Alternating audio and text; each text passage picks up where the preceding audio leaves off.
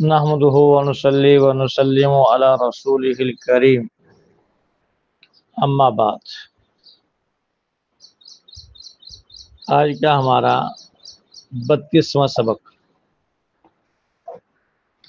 اس سبق میں جو دعا ہے وہ بڑی اہمیت کی حامل ہے،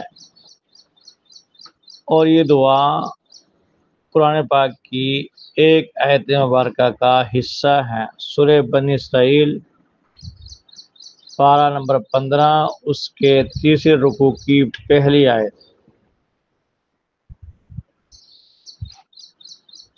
والدین کے لیے اللہ جل شانہ نے خود دعا سکھلائی ہے کہ کیسے دعا کریں۔ رب ارحمہما کما ربیانی صغیرا،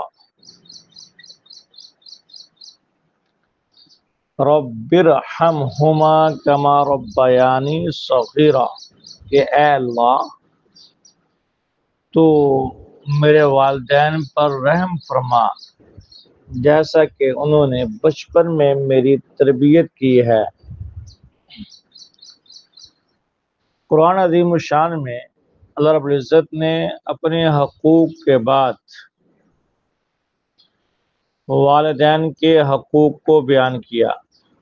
وَقَضَىٰ رَبُّكَ أَلَّا تَعْبُدُوا إِلَّا إِيَّاهُ وَبِالْوَالِدَيْنِ إِحْسَانًا،